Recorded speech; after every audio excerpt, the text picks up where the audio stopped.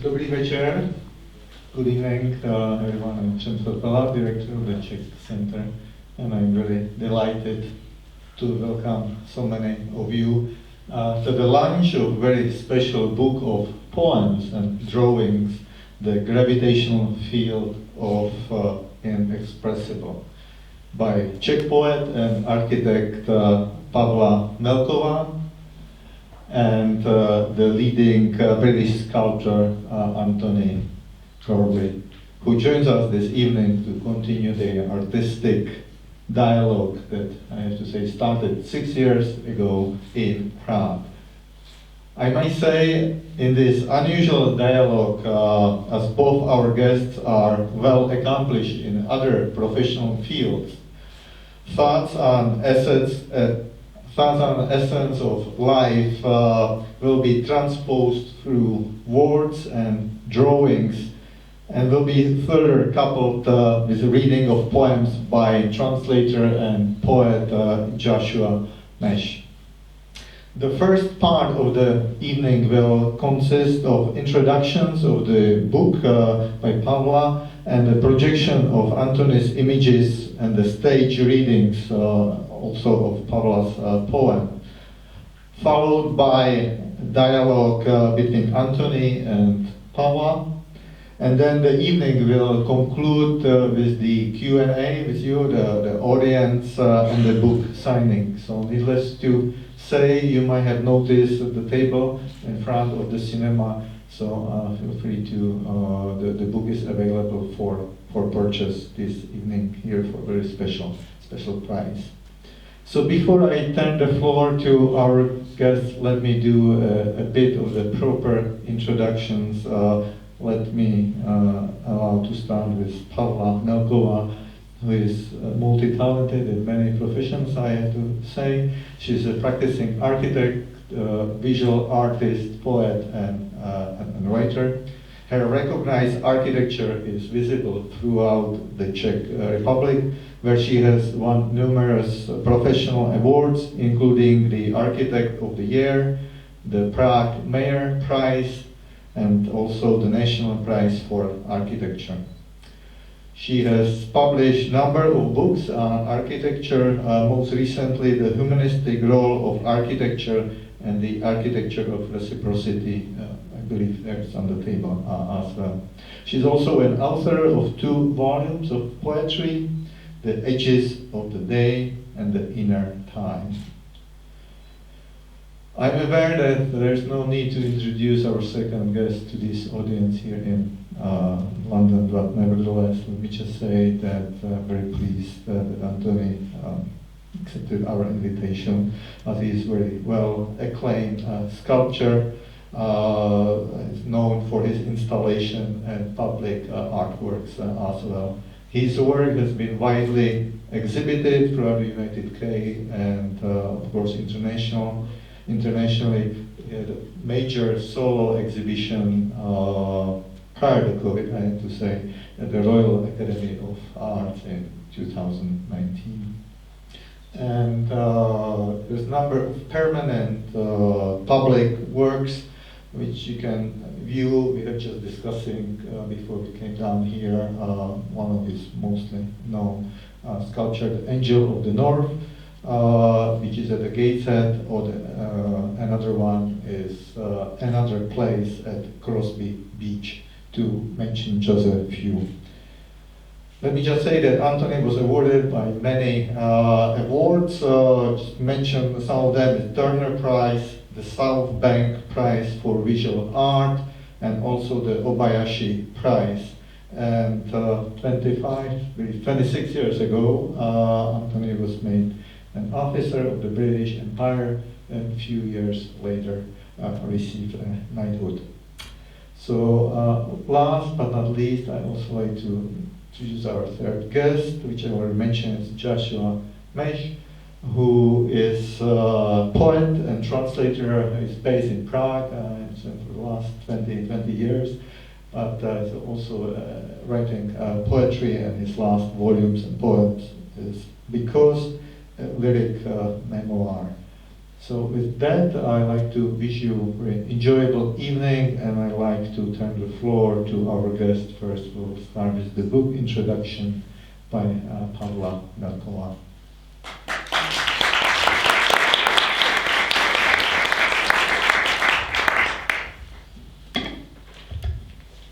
Okay, thank you.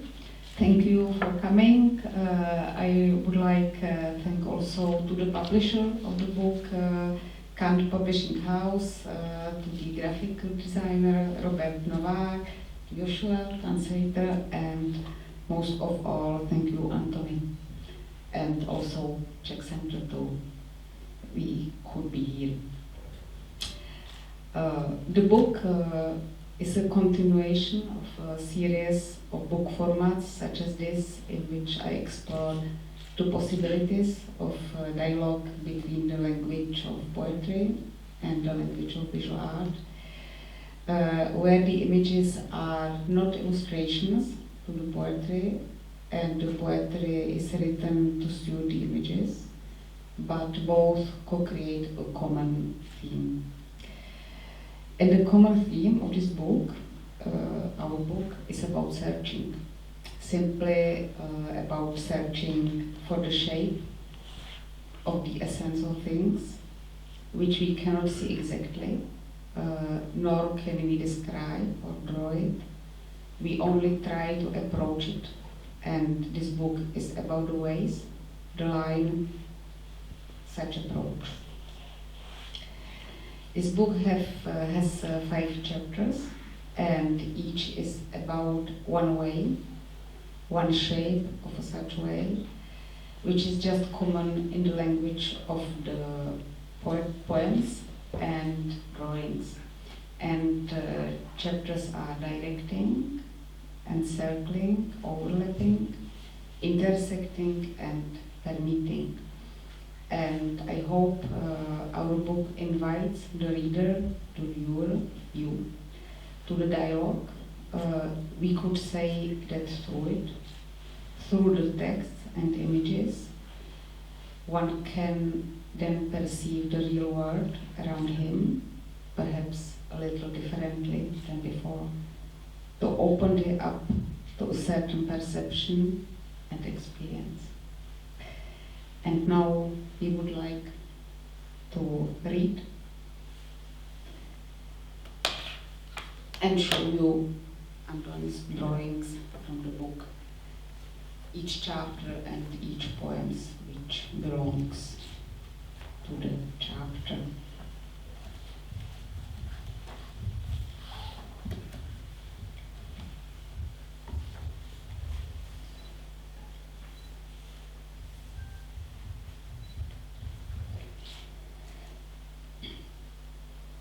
Bydlím v dráze letu jestřábů. Stín křídla přes tvář zve k následování. I live in a goshawk's flight path. The wing's shadow across the face invites one to follow. Gesta stromů vznikají roky. Strom nemá klouby. Dokáže jen pomalu růst nebo zlomit se. The gestures of trees take years. A tree has no joints. It can only slowly grow or break itself. Procesí stromů míří osaměle k chrámu. Alej bez poutníků. Elegie obzoru. A procession of trees heading alone to the temple. An alley without pilgrims. The horizon's elegy.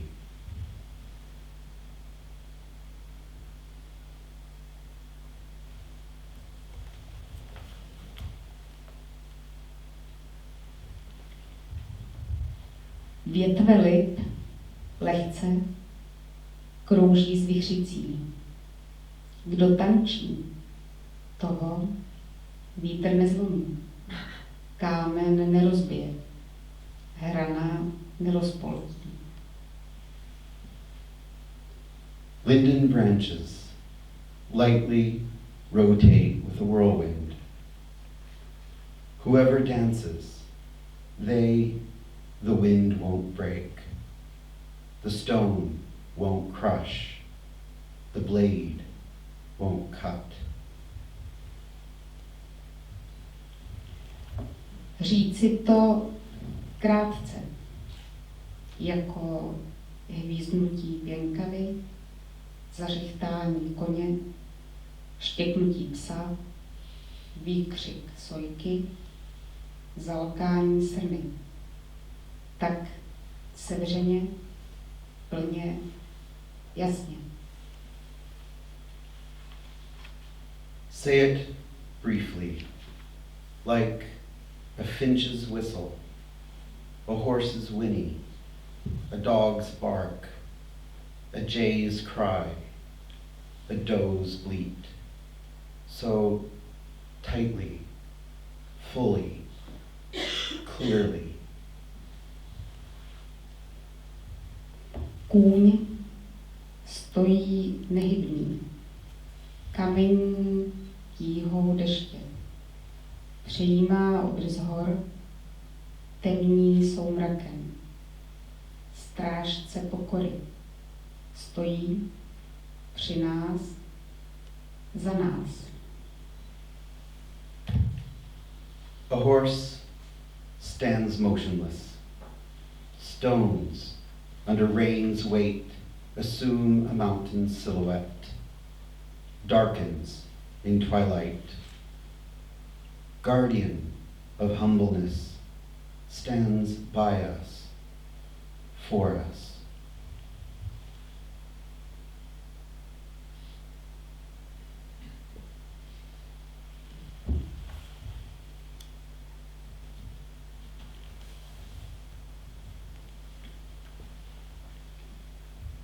Kopřivy ohlašuje vůně, hada ohlazení, bouři zář, bolest štěstí. Nettles announced by fragrance, a snake by a caress, a storm by a glow, pain by joy. Mlha, půst, tvarů, barev, jednotlivostí. Lék duše, jež neunese víc. Fog, a lent of shapes, colors, details, a cure for the soul which cannot bear more.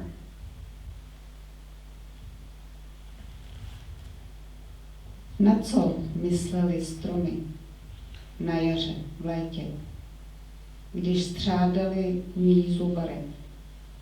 Stigmata vytrysklá z dlaní listů.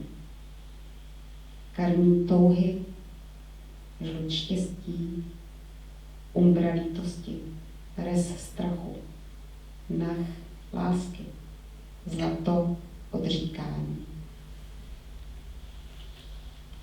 What were the trees thinking about in spring, in summer, when they gathered the color's sap? Stigmata erupted from the leaves' palms, carmine of desire, yellow of joy, umbra of grief, rust of fear, purple of love, gold of renunciation.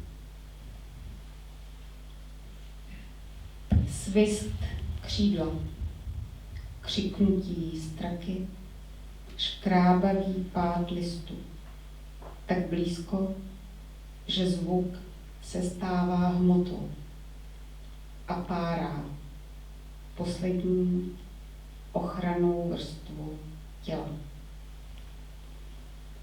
A wing's hiss, a magpie's chatter, a scraping of falling leaves, so close that sound becomes matter and unravels the body's last protective layer.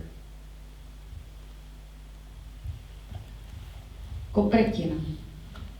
Okruží bělostných křídel. V srdci malé slunce. V těle zepětí. Přesto nikdy nevzlétne. Daisy.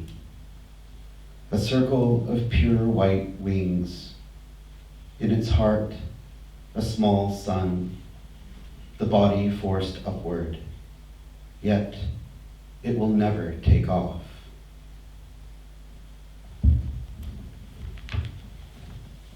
Když pí víno, myslím na hrozný. Když plavu, myslím na dno. Když skláním pohled, myslím na obzor. When I drink wine, I think of grapes. When I swim, I think of the bottom. When I bow my gaze, I think of the horizon.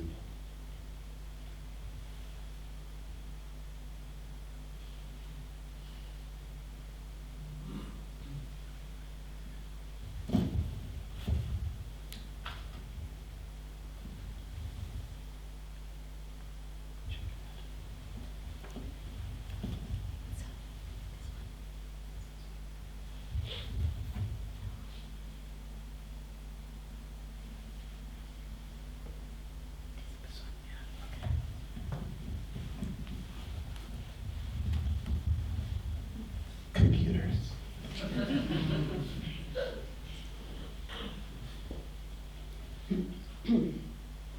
Cítit i chvění listu v lese na obzoru. Tolik doteků je příliš pro jednu duši. To feel even the leaves trembling in the horizon's forest. So many points of touch are excessive for a single soul.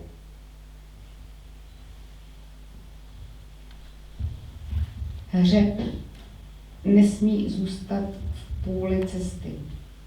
To bolí nejvíc. I hřeb něhy musí projít skrz.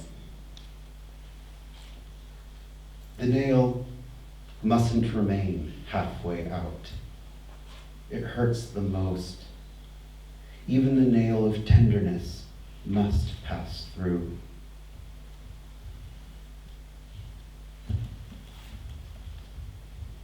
Popel v srdci nechť vyhoří až k lehkosti bez třísek.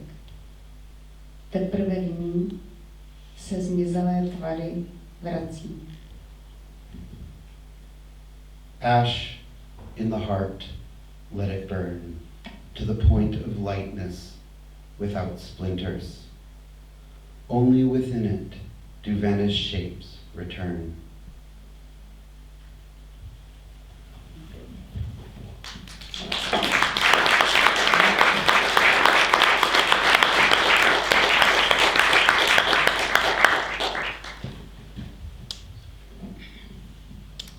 Now, Antony, it's yours. So, may I start with our dialogue? Of course. One question. So, Antony, our book builds on the reflections we developed in connection with your exhibition in Prague in 2018. And as a poet and also as an architect, I have long been interested in the relationship of your works to space, to the environments in which we exist, how they connect the spaces within our souls of bodies and the spaces that surround us, and the blurring of the boundaries between them, and the fact that the shapes of these boundaries cannot be precisely defined. That's why you often talk about the energy field. Please tell us something about how you approach the shape of the contours of the world, not only in your drawings, but also in your sculptures. Boy,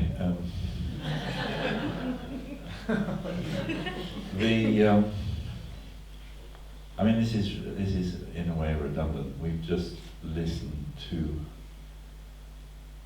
words that have carried images and fugitive feelings that have been dropped into silence and into the space of this room that is also made by your attention. So this is a kind of unnecessary appendix in my view. Having said that, I'm very moved by Pavla's sensibility, because she combines an extraordinarily precise analysis of the structures of this world, and that's why she's such a remarkable architect, with an intuitive sense of how we can live in our experience through reflection. And I think to come close to her question, the thing about shape, the fact is that the things that matter most always escape definition. And it's the whiteness on the page of this book that is as important as the words on it. It's the stillness of your attention that makes the space that the work of the words is doing yours to inhabit. So, for me, we were talking earlier about the state of art in our time that has been commodified and institutionalized and obsessed with its perhaps object nature and material or market value. But of course that's irrelevant to what really matters. So far as I'm concerned, art is a place where thoughts and feelings that we couldn't have otherwise had can arise. Anyway, that for me is the thing that perhaps links Pavla's work and mine. The idea that with the most astringent means, in other words, nothing extra, a cautiousness about adjectives, that you can pluck some shadow, some trace, some stain of experience and make it shareable. I mean, my drawings are pathetic. You know,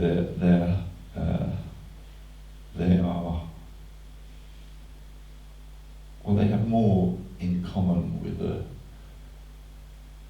cardiogram, or, I mean, they are traces of a lived moment that are well, the last section was trying to evoke the place of being, the site of being as the body, but on the whole, most of these drawings are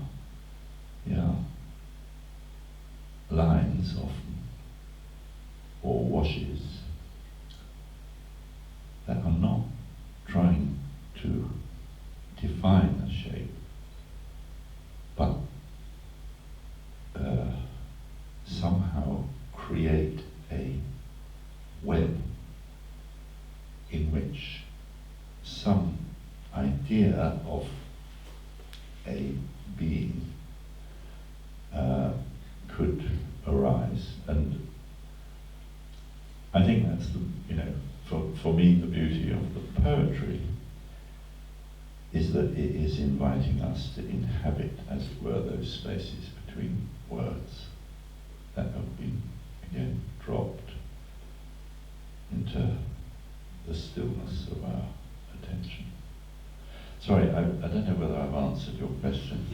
I probably haven't. It was only starting point for you to tell what you want, Antony. The question was how you make this shape of contours of our world from which point it comes. Yeah, because, for example, in my poetry, sometimes I say that my poems are also drawings. Yeah. Because I feel it, like I draw some line which has to be close, which has to be exact, and I feel it as a picture, because maybe it's because I'm an architect, but I feel that the architecture is subjective perceiving of architecture. This is not what is around us, but this is what each of us feel as a picture of perceiving it. And this is the architecture. Here is not here. It's in our mind, the real picture of environment around us. So, although my poems has basic in a real world around us, I am not describing it, but I am describing something which I feel as a picture in my mind. And what I try to ask you is the way how you transfer this feel. What is your drawings and sculptures? Have you similar feeling to it's a picture of your perceiving, of your feeling these things? Or my question was about the way how you are going through your feeling to the final sculpture or final drawing. What is the way of I think that final is a problem, because I think everything is in process, and I would like to think that everything I do in some senses is incomplete and is waiting for the attention of somebody who comes across it. But I think it is always between the lines. It always is the other side of the surface. It's always on the other, that the weight of an object is in some way telling you about the consistency of the space that we share with it. So when you say, how do you begin? I begin by just doing, and it's often just, a lot of these drawings are made simply by scarring the paper. The paper is soaked first of all in water. I usually dip it in. I'm just going to be very practical now. I just dip it in a bath of water. Then I will with a very wide brush and put some carbon and casein. Casein is the binder in milk that makes cheese consistent. This is what carries the carbon. But then I will, using a needle, scar the paper or wound it. And in a way, it's nothing to do with willing a form. It's about finding a form, or maybe not a form. It's actually what these repeated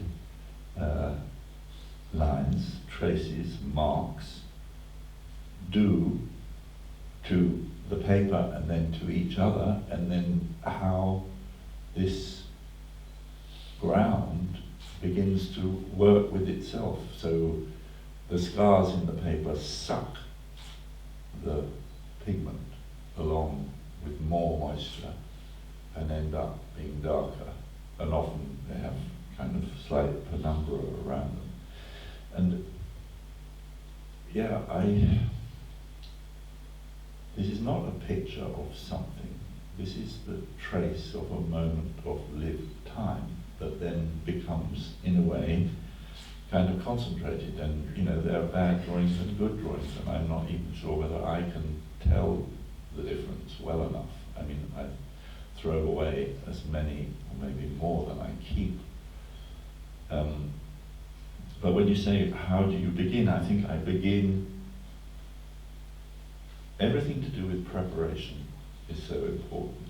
You have to be still, you have to have your paper, your pure water, your pigment, and you, in a way, go into the space that is emerging for you. And on one level, it's also very physical because it's a dance, and you are in a way in the moment of the making. And I think the most important thing, and this is a repeat from where I started, is that this is a place, not a thing. I am not describing a thing. I am trying to enter into a place that can become generative of thinking and feeling. And the truth is that the work becomes ritualized. So I will begin the clearing works which have evolved. They're not like the drawing on the cover is not like the drawing that I made the day before yesterday, even though it uses a similar technique. And curiously, in returning to these, you could say, ritual movements, something shifts and something changes, and the places and spaces that arise are evolving. What you said about your drawings, it's exactly the reason why I choose drawings for our dialogue and not sculptures, although the main focus in your work is on the sculptures. And if I could read shortly from the book about your drawings, we can view them as the traces of the process of liberating thought from materiality. Though still material, the sketch, like words on paper, like poems, stands at the final boundary between full dematerialization, the lightness of two-dimensionality, the end of the most direct trajectory between thought, gesture of hand, trace of stroke on paper. immediate within time and space, since the stroke occurs at the moment of the thought, and the hand movement is only the extended thought. And my question is, how do you feel a relationship between your drawings and sculptures, and maybe importance of both of them for you personally or for your work? I'm going to answer that question, and then I'm going to ask Pavla one or two, because I think I'm taking up too much of the evening. The truth is that the sculpture and the drawings start from exactly the same place, which is trying to concentrate a moment of lived time, of being. And sculpture is a curious thing, insofar as it is not, in my view, about making a picture of things that already exist. It's about changing the world by putting something that hasn't been in the world in that form yet into it. And as a result, the world changes. It's a very radical different form to painting, for example. Sculpture has, certainly in its Western, in its Occidental history, often been used to embody moral certainties, national pride, a whole range of, you could say, emblematic functions. I think that's a very unworthy use of its stillness and silence. Sculpture is a still silent thing that is in our world, but causes us, if it's working at all, to move around it. It lacks everything that we possess: thought, feeling, will. And we, if it works at all, project that which it lacks onto it. And for me, the standing stone remains the Ur sculpture. This thing that might have been a natural stone that was lying on the ground that our ancestors decided to put upright. What did that do? That marked a place, but that also marked a time. And it confronts us in our biological strata of temporal experience with another, in a way, dimension of time, sidereal time, the time of the planet. And I think that's what sculpture can do. I think the drawings are kind of the cousins of what our Paleolithic forgotten ancestors did on the cave walls. Traceries of existence that try to somehow make a connection between our jeopardy and the movement of the planets that are our final context. Anyway, it's my turn, Pavla. I'm going to ask you a question or two. I was absolutely delighted that you started this evening with the poem that has the goshawk's flight path in it. I live in a goshawk's flight path. The wing's shadow across the face invites one to follow. That, there's a very strong, I think, sympathy in this group of poems for the natural world, for the creatures with which we share the biosphere. That wonderful image of the stillness and waiting nature of a standing horse that was in one of the poems that you read. And that idea that somehow with the example of our fellow animals, there's a promise of a way of being that somehow in our hermeneutic world we've lost. And I just wanted to compare that poem with another.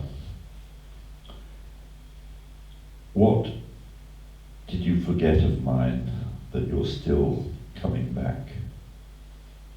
Where have I failed to turn off the outside lights, twist the signposts, tear down the bridges? Day into night, summer into winter, water into the desert. Anyway, in that poem, what I see is, well, a rare kind of picture of domestic life, of, in a way, those maybe small arguments that creep into our kind of, particularly during the 3 years of lockdown, where we were really kind of who's put the garbage out kind of arguments happened, I'm sure, to all of us.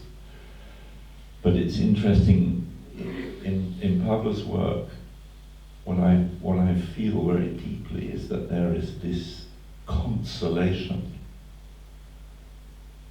within nature, within, the cloud and the snow, that somehow puts human existence and, in a way, its pettiness into a wider context. So the question for you, Pavla, is, why, unlike maybe our most beloved,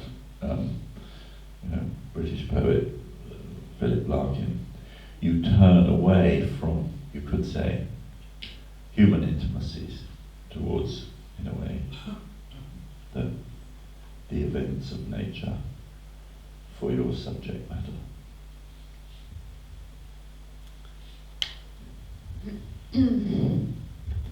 What I feel is something similar in nature, in physical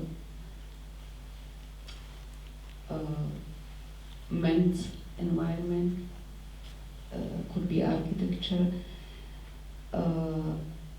and inside us, and these are the relationships,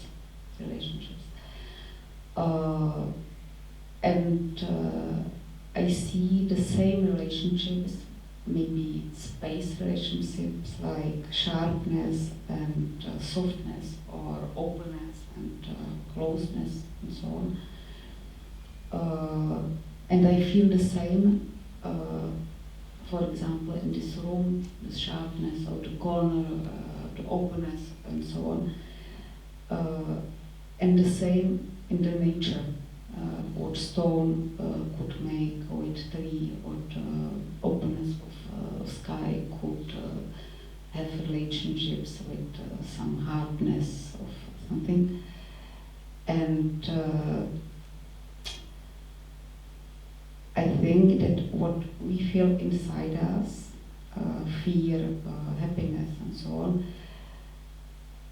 we could transfer metaphorically, metaphorical way, to the same relationships. And could be nature, could be architecture, could be relationships between people, but this is the same shape for me, the same shape of these relationships. So, that I wanted to ask you about architecture, because in falling into the maybe the Corbusier trap that architecture is a machine for living. We think of, in a way, those duties of shelter and comfort as being the primary functions of architecture, but of course it never has been. Buildings make you feel things. And in response to what you've just said, I guess I'm interested to know how you reconcile, you could say, the functionality of a stairway, or the need for natural light to penetrate a building, with your very profound sense of architecture as, in a way, a form of space doctrine that allows for flourishing, that allows for well-being, that allows for, in a way, human connectivity.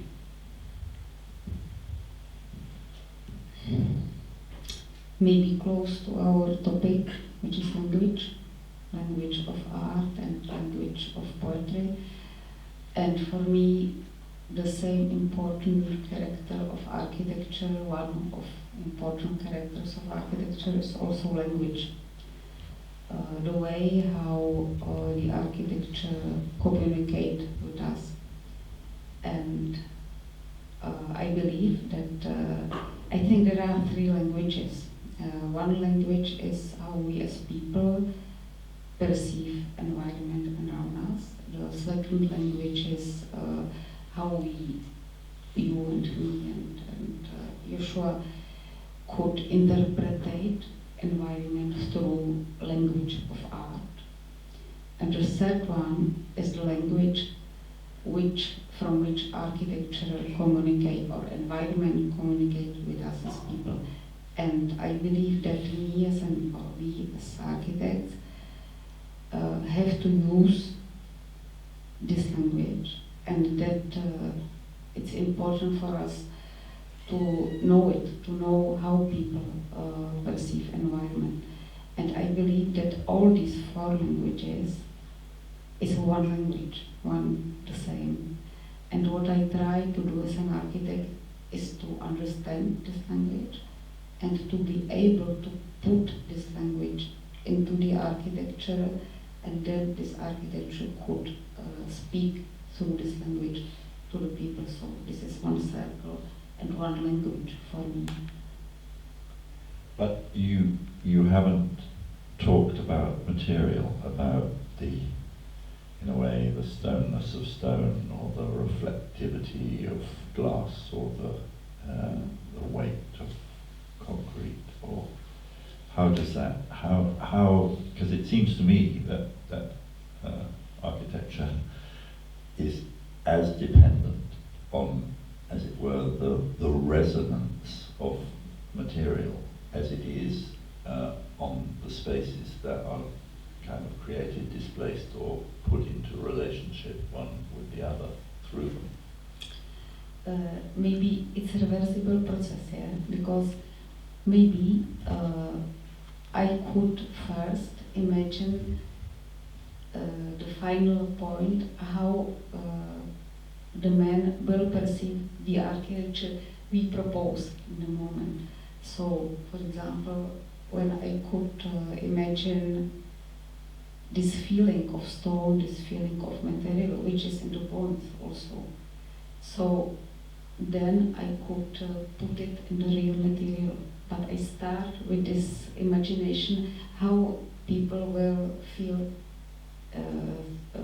inside this materials, inside the space. So it could be very it could help to be able to feel it like in this poetry, because it helped to how to create it through the materiality, as you talk about it, I think. I mean, this is tool. The materiality is for me the tool. Space and materiality is for me the tool to create the scene for these feelings. But it's interesting, because you could start with in a way, what you imagine relationships between people might be through, as it were, coming into the interior structures of architecture. And I just don't know whether, I just am very, very aware of architecture having become, in a way, the language of urban farming in a late capital context, where actually just functionality, have you got 2 bedrooms or 3 bedrooms, and where is the balcony, and all of these really basic, the opposite of poetry, if you like. And I suppose there have been all sorts of attempts to rethink architecture as an expression of the potential, if not the actuality, of social relations. And I don't know, I was just recently in Wuppertal and visited Wannsee, anyway, a house that was entirely based on an analysis of how people relate to food, and from food how they relate to each other.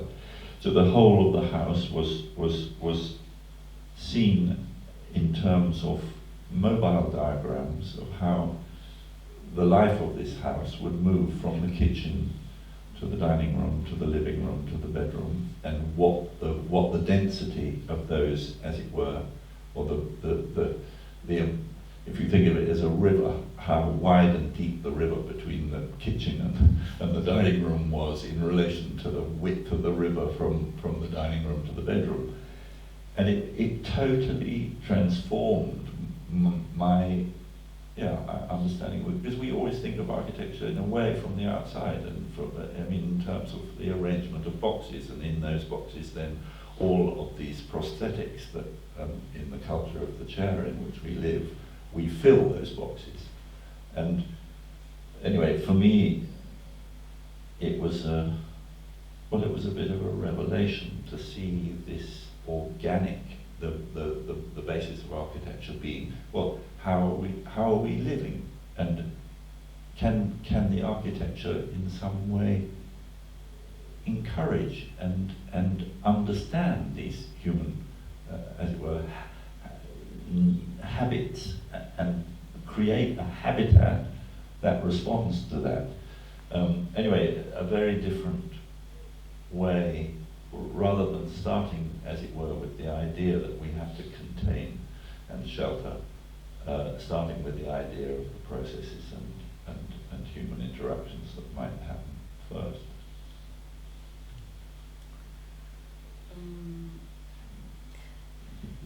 Don't know, maybe the answer could be, I don't fear architecture as a building. Yeah, maybe this is what we are talking about. For me, architecture is something which is landscape, building, people inside.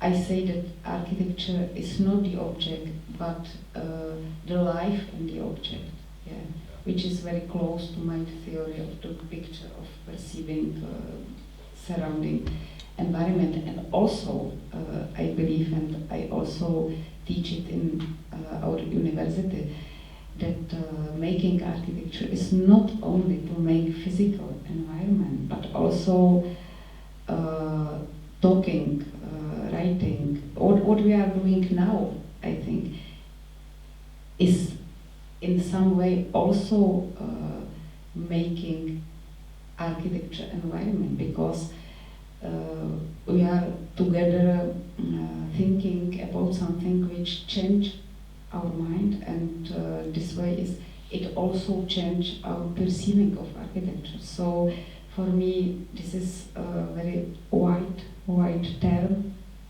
architecture. Yeah. It's not object and people and landscape. No. I'm wondering whether we should open this up to the floor, because we've been going now for an hour. So maybe Or maybe we could someone- open for audience. Oh, lots of questions. Well, you're the closest to me, so you start. Yeah, I just wanted to say how intriguing many of the things you've been talking about are. And there was something you said about space, Anthony, right at the beginning of this conversation. And you were talking about space in drawings, in architecture, I assume, in sculpture, and the way that we might, as an audience or as a participant, as people, be invited to experience that space. Were you thinking also about space in terms of poetry? Because I'd never really thought of poetry as having space. I was thinking about poetry as having structure. I'm directing the question to Pavla as well. We're thinking of lines and line breaks, stanzas, sonnets, those kinds of structures.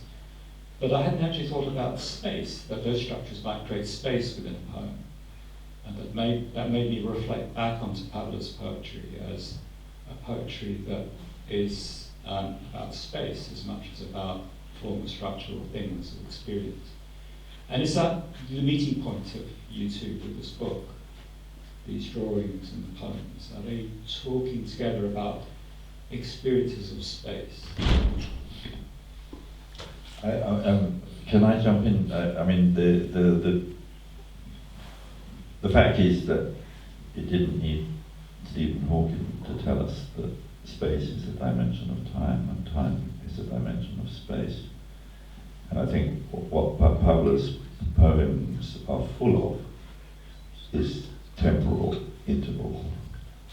You could say, well, that's what music is.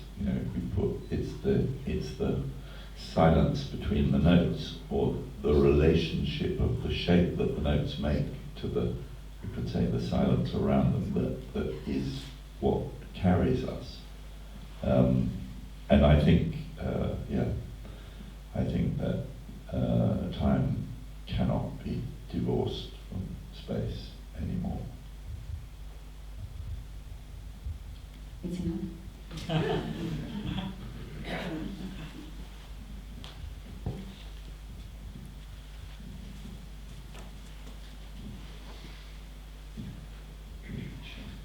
Thank you very much for that. That was a wonderful exchange between the two of you. Can I ask, Pavla, can I come back to the very first thing that you stated, which was that the drawings are not illustrations of the text. And I understand that creates a wonderful synergy between the two that allows the audience a sort of a creative entry point. But on a mundane level, can I ask you what the curatorial process then was in where you selected each drawing for each poem? Thank you. It's question to the process, how it started. Each was made separately. Antony made his drawing separately. I made my poetry separately. But what is common is we talked before about these topics, about these feelings, and then after this dialogues, I suggest some my poems, these 5 chapters. I also suggest some kind of drawings which I knew from Antony. Antony, some of them choose the same, and some of them find another one because he felt they are more close to the topics, and I create with graphic to the book. Yeah, so it was back and yeah. Thank you.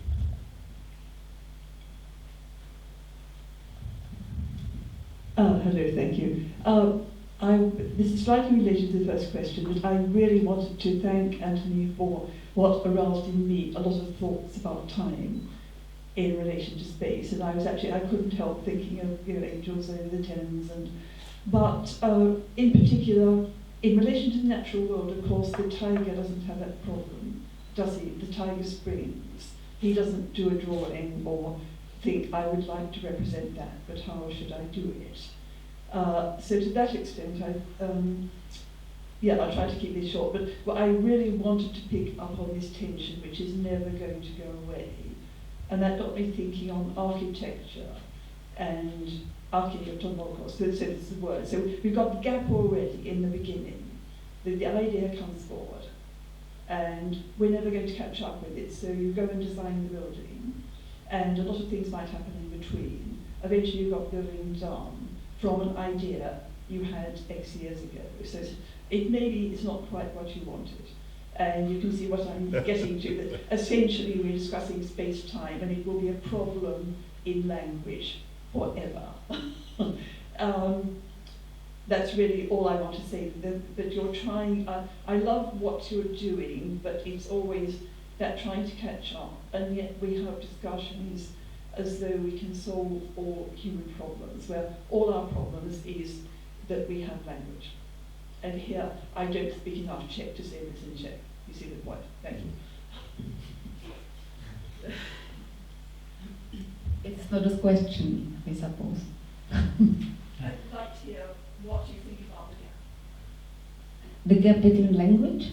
between language, between the idea and the expression of it, or realization of it. I'm not sure if I understand all the question, but maybe a short answer could be, I think poems could help.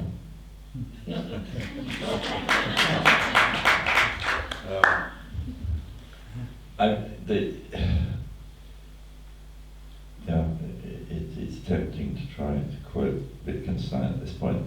The issue is that the hermeneutics, in other words, the way that certainly I was programmed as a child to value the articulation of words as an equivalent for experience over the experience itself. I think that good poetry and good art is not an attempt, and in this I would I think, resist Pavla's insistence on the definition of shape. I think that good art tries to be the place in which experience arises, which is fresh and immediate, in the same way that, a Jackson Pollock is no longer a picture of something remembered, it is the registration of something that happened.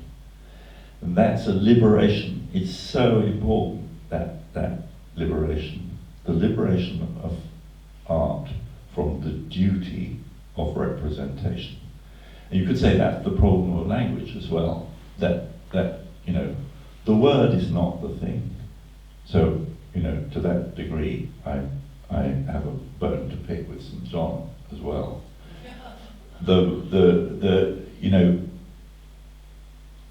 What art,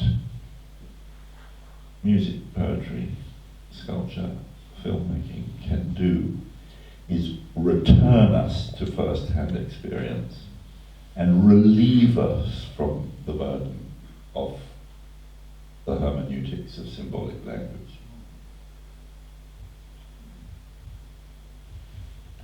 Any other questions?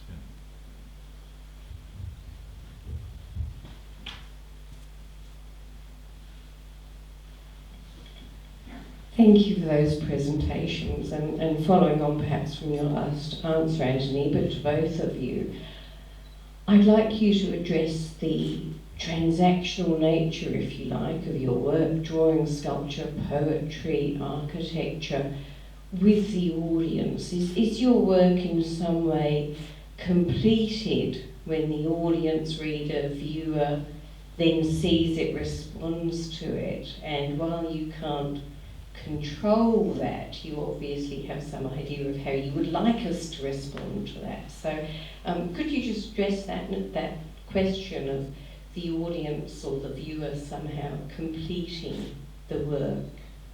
Thank you. Well, all right, I've tried to give up the microphone, but I better jump in. I think what Duchamp said, the viewer does half the work. What Gormley called the beholder's share.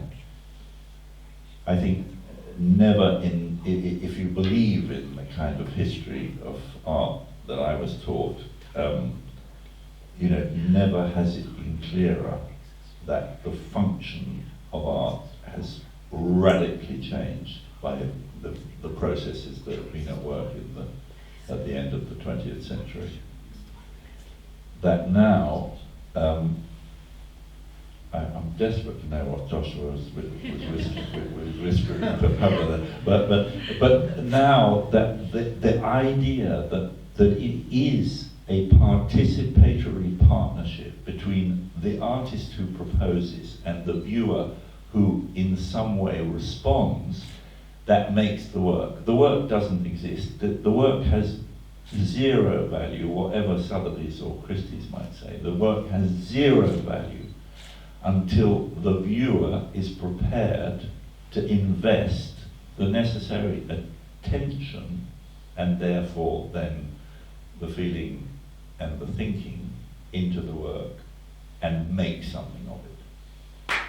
And I think that's the difference between an art that serves power and has for so long in the West anyway been a instrument of power relations, to art as a liberating force in self-determination and ideally in collective self-determination.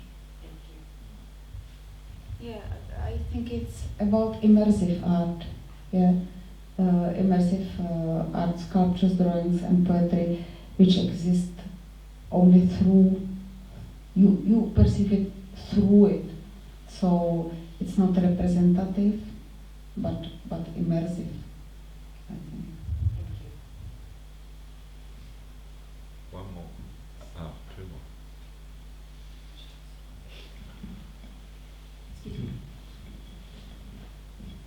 Thank you.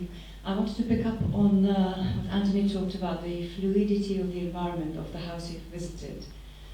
At the beginning you talked about your art never feeling to be finished or having the potential to keep evolving. So I wanted to kind of meet the two with architecture. I wanted to ask how challenging it might be, and if at all it is possible to allow a building or a space to have the capacity to keep evolving with the people. Perhaps even as a family home, let's say everybody gets older and the use of the space changes. So I'm just curious how that is for you as an architect, and how easy or not easy it is to do with the dimensions you only have to put a building within. Am I making sense in the question? Yeah, Thank you. it's interesting because the case of poems, I don't feel them fluid. For me, my poems are very exactly closed. I imagine it if you draw some line and you need a clearness of the closed shape of it, not something which is not finished. Yeah. But your question was about architecture. I think it's very difficult for an architect to make a balance between two things. One is that for me each architecture needs something like these poems which held it through all the changes, through all the users, which held something clear, could be core of it, could be the structure, the foundation. foundation, something like this, on one side, and on the other side to be able to absorb all these changes of life, but without loss of this basic, something basic. Maybe this is the core we are looking for in our book, this core, which sometimes you are not able to shape it exactly, to say what is it exactly, but we feel it is necessary to have something like this also in the architecture, because I think architecture needs something like soul, yeah. And without it, for me, it's not architecture but some building, but not architecture. Can I follow up on that? So, something that you do often in your architecture is you look at, you focus on the reconstruction or the renovation of historic buildings, like churches. How do you approach that process where you're bringing an older building into the future or into the present, where it has currency and a place, but you're working with an existing object, an existing structure? It has a foundation, it has the bones, as you said. How do you approach that then? Maybe it's also about language. I think important is to understand what is basic in this building, which language it talks to us, and important is to involve the old building to our life, because without it, it's only some monument without life. And the way how to do it, for me, is to listen to this building, try to understand, and try to be partner of this dialogue. So, one of the ways how to do it.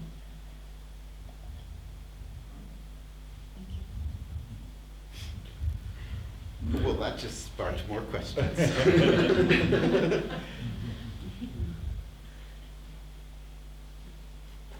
I'll just simply say, if we run out of time, a really good place to ask questions is when you're getting the book signed by the author.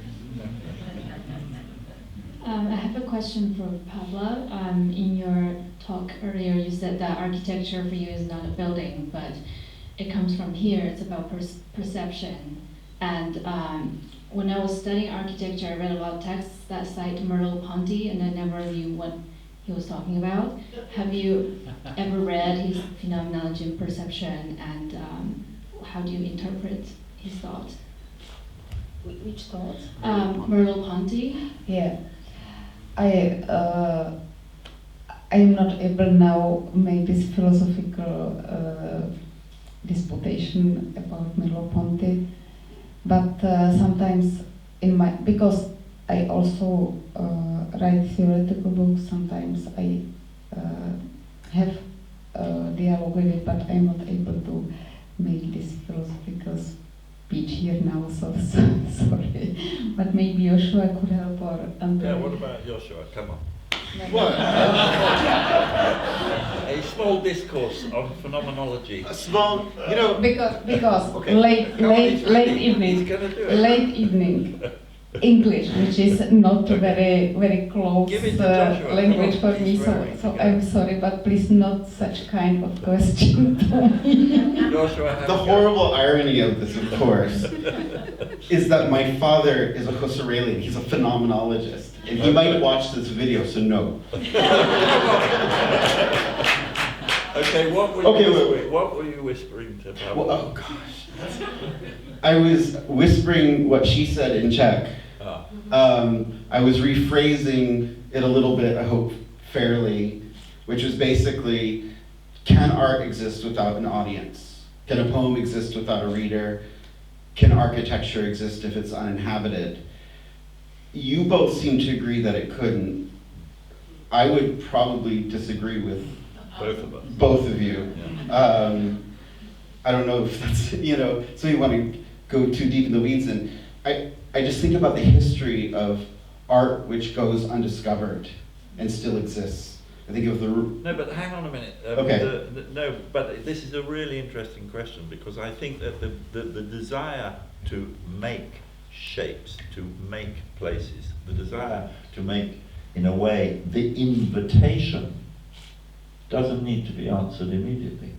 I may well make work that, will be seen only by life forms, or anyway, those that are unborn at this moment. I think that the question is whether the invitation is offered.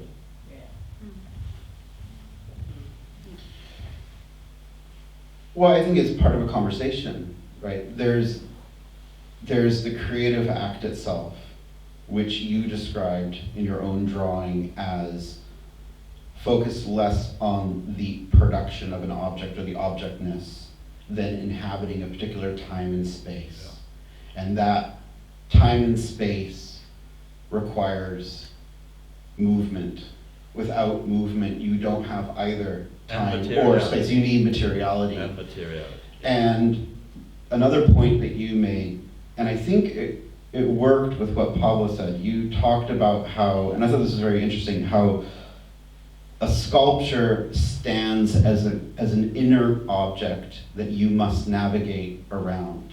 That it's something that you project all of the attributes that it lacks onto it. And I think there's a really close connection to what Pavla was saying about architecture, as the architecture isn't this building itself. It's what happens in your mind as you inhabit the building and your body receives it, right? So, we could go into phenomenology where everything that you perceive is interior to you, right? And any sense that we have of otherness, of the other, of alterity, comes through the reflected gaze back at us. But a sculpture or a piece of artwork doesn't do that. It doesn't actually look back at you. So in a way, you need to project not just into it, but from it back to yourself to, I think, inhabit that. And in the creation of that, that's the dialogue I think that's happening. You are your own audience at that moment. And the discovery that comes later of that work, The Ruins in Pompeii, the unfinished novel, the great novel that's published posthumously, Emily Dickinson's poems, right, which became canonical far later. One can't say they didn't exist, that participation happened the moment they were created. The invitation happened. I mean, I went along with Joshua 9/10 of the way. I think the main thing is that we are not creating things in order to produce thoughts. I think we are creating things in order to involve the physical being of the viewer participant. And for me, it is primarily embodied. So the way that you move through spaces of architecture, the way that you might move around or through or between the spaces of a sculpture, and for me, I'm very interested in this saying, well, isn't the body the first habitation? And can we really think, when we know so much about our, as it were, perceptual field, think of the body as defined by its bounding condition, defined by its skin? No, we can't. I think it's impossible. And the idea anyway that both architecture and sculpture provide affordances for the body to discover itself in exactly the way, the proprioceptive way that Joshua has just described, but through, as it were, the matrix of this materialization of potential, which is, I think, what unites what Pavla does in her architecture and what I try to do with my sculpture. Are there more questions? We're getting a bit more lively, aren't we? It's good.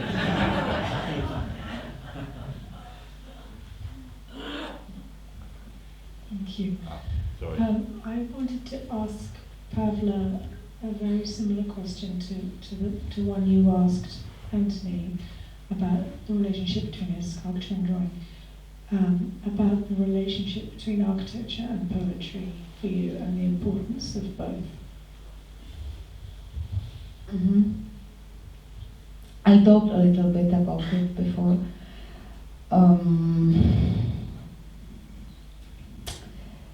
There are few layers of it. One of its layers is again language, because I think poetry helps me make my sensitivity for the environment deeper, which I hope helps me to put it inside my architecture for another people who will use my architecture. And maybe also the relationships, we talked about them before, because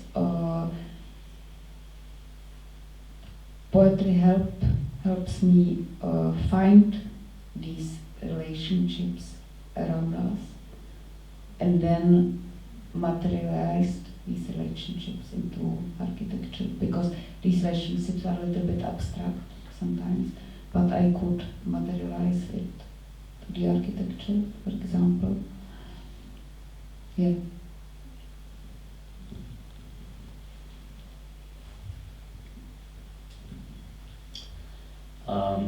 Can art and architecture be thought about maybe like a means to getting more in touch with our human nature, or with like the core of who we actually are as beings, yeah, in the world?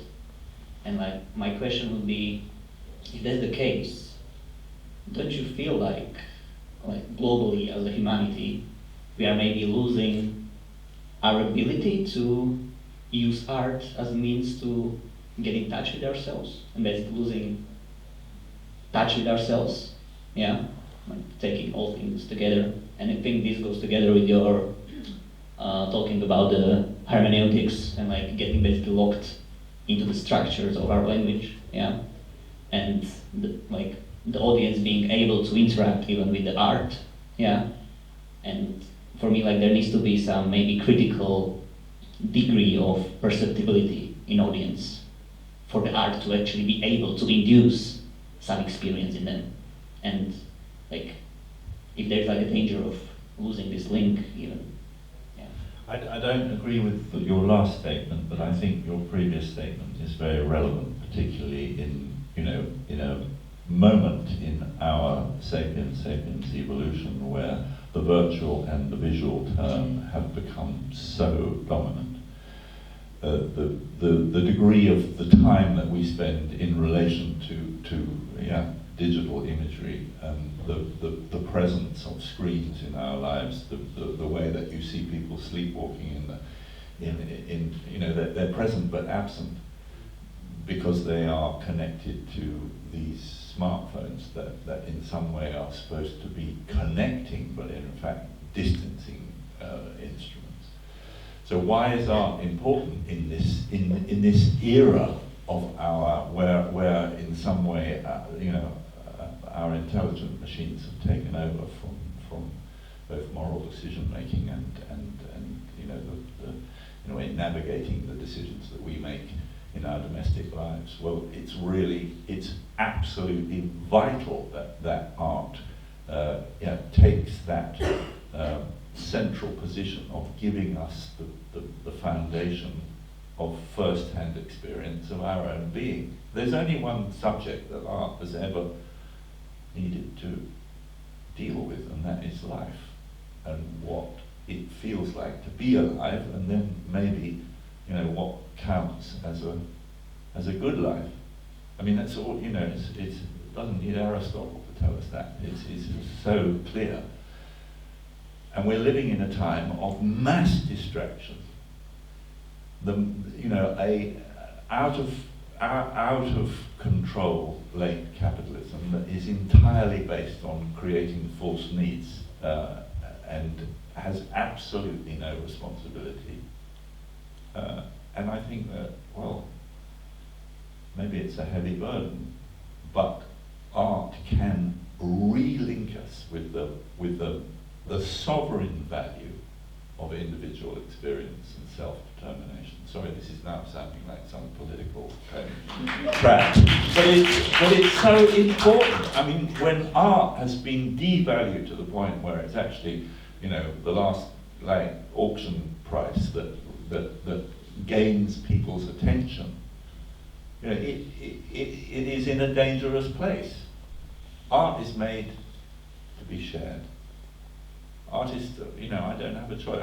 I feel that, you know, I had a vocation and this is what I need to do. It's a huge privilege, but it only makes sense once it starts being shared. And what does that sharing mean? It means that it's an instrument for exactly what you were asking. You know, can it act as a catalyst for self-awareness, and not just self-awareness, awareness of our connectivity to the other, you know, living things in the biosphere, to a connectivity to our dependency on this, you know, planet, to our connectivity with space in an ever-expanding cosmos. You know, that's in a way, for me, a sacred duty that art carries, that has been trivialized in the way that it's been, yeah, both institutionalized and commodified. Sorry, that's a tract. Well, I think there's another dimension as well, and one that you've both talked about separately, which is also the idea of art as a site for preserving memory, and art as a barrier against the kind of amnesia that, you know, the digital realm promotes, right? I mean, there was a joke earlier somebody made, you know, like, hey, why don't you do an Angel of the North or West or East, you know, mass produce this. It's like, yeah, let's turn it into an NFT, right? I mean, it's a ridiculous proposition.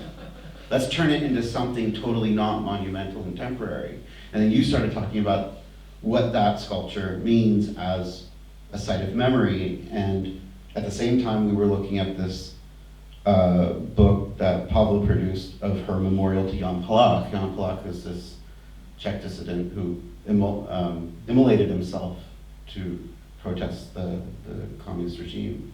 And so you both work in a way on memorials, and I think preserving memory and battling that amnesia is an important site of art and purpose of it, not just in terms of connecting with the moment in terms of the tactile, physical world, but preserving a record of what was, that it actually existed, you know, because there is so much erasure. So maybe you want to say something about that, because you do both work in memory.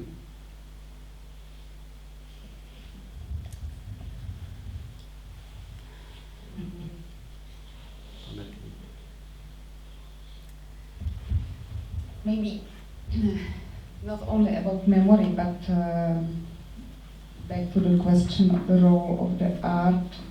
Yeah, because here is in the introduction of the book something I think important.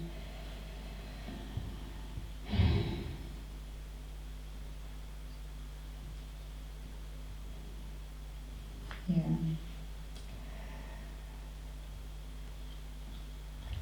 Philosophy as well seeks its universal equivalence of being, the relationship stretching from the smallest particles up into infinity. Science is limited by the boundaries of the probable, philosophy by the boundaries of reason.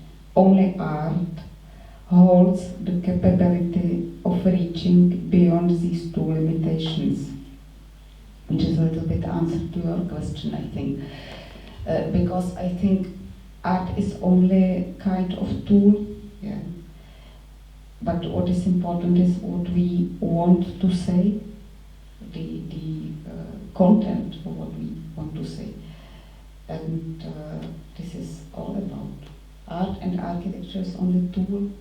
And this tool fits better for some things we want to say and don't work so maybe so well for another things what we want to say, but it's only kind of tool. What do you think, Anthony? I need to return to Joshua's point about memorial and the resistance to amnesia. I think that that is a very critical function. The instantiation and materialization of, in a way, memory, or the making of memory. But I think that has to be balanced with the idea of art as a generator of the future. And I think this is another, I think, radical turning point in terms of the functionality, particularly of sculpture. If you go down Whitehall and you just see those male military kind of, they are our, as it were, tribal ancestors, kind of now petrified in bronze. But they are the most redundant forms of memory. I think that the fact is that there's a generative principle that both, if you think of the Pantheon, or if we think of Stonehenge both as a piece of architecture but also as a piece of sculpture, and I think of the Pantheon equally, there, in both of those structures, we have an instrument to think about human futures in relation, again, to sidereal time, to the movement of celestial bodies, to, as it were, how human life is so fundamentally connected in its immersion in time as much as it's swimming in the space that connects all things. And that is about the future. If you think about Stonehenge and now our great knowledge of it as in a way a structure that is to do with transmigration of souls, that idea of a metaphysical notion of future, I would like to qualify with the idea of sculpture as and architecture actually as a profound expression of hope for human continuance in terms of our relationship to the creation of life on this planet. And I think that is, that's lost in relation to your question in the present status of art as a item of exchange, or as an item of, in a way, kind of cultural self-knowledge. Okay. We're going to wrap up. I'm sure we're all happy about that. If there is no any other questions, I think it's a great chance to conclude the evening. So if you please join me in the round of applause for our guests.